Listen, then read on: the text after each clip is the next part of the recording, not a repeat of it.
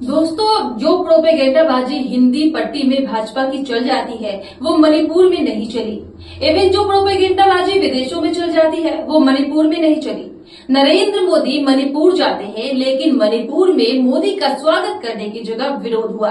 हालत यहाँ तक हो गई कि मोदी के मणिपुर पहुंचने से पहले विरोध में 43 भाजपा के नेताओं ने भाजपा से इस्तीफा दे दिया, पार्टी ही छोड़ दी। भगदड़ मच गई भाजपा में। तमाम अखबारों में ये खबर सुर्खियां बनी, लेकिन गोदी मीडिया देखने वालों तक ये खबर नहीं पहुंची। हालात यहाँ तक हो गए दोस्तों कि नरेंद्र मोदी के पहुंचने से पहले मोदी के स्वागत में लगाए गए पोस्टर्स, बैनर्स, बोर्ड तक लोगों ने उखाड़ कर फेंक दिए और आग लगा दी। तस्वीरें आप देख सकते हैं कि लोग अपने ही प्रधानमंत्री से कितना नाराज है। अपने ही देश में अपने प्रधानमंत्री के विरोध की ऐसी तस्वीरें पिछले 11 सालों में नहीं देखी गई। सिर्फ इतना ही नहीं, कल्चरल डांस करके मोदी का स्वागत करने से मणिपुर के कलाकारों तक ने मना कर दिया। ये खबर भी अखबारों तक में छप गई। मोदी ने मणिपुर पहुंच करके एक कहानी सुनाई। बोले कि मैं आ रहा था तो मेरा हेलीकॉप्टर उड़ नहीं पाया, इसलिए मैं सड़क के रास्ते चंद्रपुर पहुंचा। रास्ते का स्वागत देखकर मैं बड़ा हैरान रह गया। असल बात क्या है दोस्तों, वो मैं आपको बताती हूँ। आप हैरान हो जाएंगे सच सुनकर। मोदी को सुनिए, उसके बाद फिर बताती हूँ इसके पीछे सच्चाई क्या है। सुनिए। मेरा हेलीकॉप्टर नहीं आ पाया तो मैंने सड़क मार्ग से आना तय किया, और आज मैं सड़क पर जो दृश्य देखे तो मेरा मन कहता है कि परमात्मा ने अच्छा किया कि मेरा हेलीकॉप्टर आज नहीं चला और मैं रोड से आया, और जो रास्ते भर तिरंगा हाथ में लेकर के अबाल वृद्ध सबने जो प्यार दिया, जो अपनापन दिया, मेरे जीवन में मैं इस पल को कभी नहीं भूल सकता। मैं मणिपुर वासियों का नरेंद्र मोदी कहते हैं कि उनके स्वागत में लोग झंडा लेकर खड़े थे, लेकिन इस वीडियो को जरा गौर से देखिए। मोदी का स्वागत करवाने के लिए बच्चों को लाइन में खड़ा किया गया है। ये सब स्कूल के बच्चे हैं। देखिए, स्कूल की ड्रेस में है और सबको झंडा लेकर खड़ा करवाया गया है। अब आप सोचिए, मोदी जी की पॉलिटिकल दौरे के लिए स्कूल के बच्चों को स्वागत करवाने के लिए खड़ा किया गया, सिर्फ ये दिखाने के लिए कि मणिपुर के लोग प्रधानमंत्री के आने पर उतना ही खुश हैं जितनी खुशी अयोध्या में भगवान राम की वापसी पर हुई थी। सोचकर देखिए, बच्चों को मोदी के दौरे से क्या लेना देना। इसी को बुजुर्गों ने नौटंकीबाजी और अंग्रेजों ने प्रोपेगेंडाबाजी कहा है।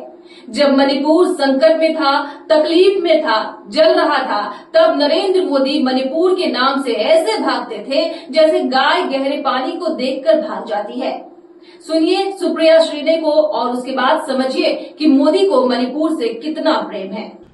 हिंसा भड़कने के 2.5 साल बाद आखिरकार नरेंद्र मोदी जी आज मणिपुर जा रहे हैं, लेकिन सनद रहे वो वहां पर विस्थापित लोगों से मिलने या लोगों के आंसू पोंछने या उन महिलाओं जिनके साथ बर्बरता हुई उनको ढांढस बंधाने या शांति की अपील करने नहीं जा रहे हैं। वो आज भी वहां पर रेलवे प्रोजेक्ट के उद्घाटन के लिए जा रहे हैं, और शायद इसीलिए मणिपुर में उनके आगमन का विरोध हो रहा है। भला कौन भूल सकता है कि 2.5 साल से जलते हुए मणिपुर को अपने हाल पर छोड़कर मोदी जी तो दुनिया नाप रहे थे। कौन भूल सकता है कि जब तक मणिपुर में अपनी सरकार पर नहीं बनाई तब तक राष्ट्रपति शासन नहीं लागू हुआ। कौन भूल सकता है कि इन 2.5 सालों में नरेंद्र मोदी जी ने शांति की एक अपील नहीं की और मणिपुर के एक जनप्रतिनिधि से नहीं मिले। कौन भूल सकता है कि जब आदमखोरों की भीड़ ने महिलाओं को नोचा तो 78 दिन तक मोदी जी चुप रहे, और जब बोले भी तो 36 सेकंड के लिए।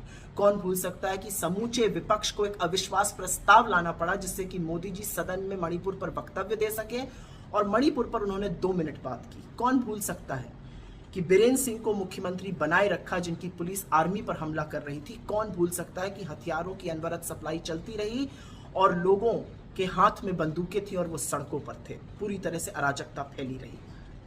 मैं आशा करती हूं कि आज उद्घाटन करने के बाद मोदी जी हाथ जोड़कर मणिपुर से माफी मांगेंगे। माफी मांगेंगे उन महिलाओं से जिनके साथ वो बर्बरता हुई कि सोचकर रूह कांप जाए।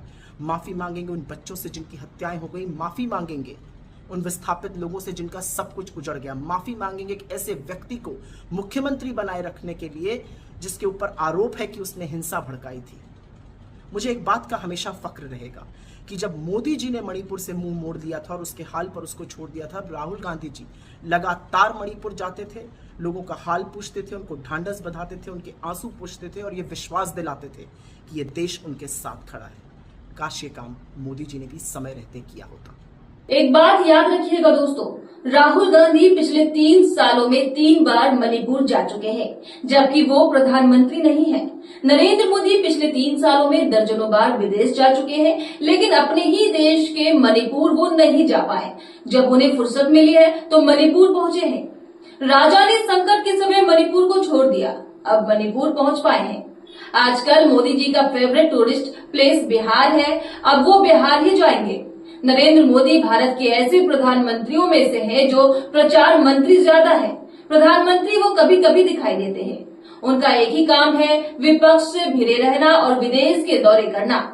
एक बात और बताऊं, बड़ा फैक्ट है, मोदी ने प्रधानमंत्री रहते हुए जितने विदेश के दौरे किए किसी प्रधानमंत्री ने नहीं किए। मोदी ने रिकॉर्ड बना दिया है। लेकिन एक सच ये भी है कि मोदी सरकार ने सबसे ज्यादा विदेशों के दौरे करके सबसे ज्यादा विदेश नीति का भट्टा बिठाया है। ये भी फैक्ट है। चलते हैं इस वीडियो में मोदी के भाषण के अंश को मैं आपको सुना नहीं पाऊंगी, क्योंकि जो प्रधानमंत्री 2023 से मणिपुर को लावारिस छोड़े थे, जब वो मणिपुर पहुंचे तो लंबी लंबी छोड़ने लगे।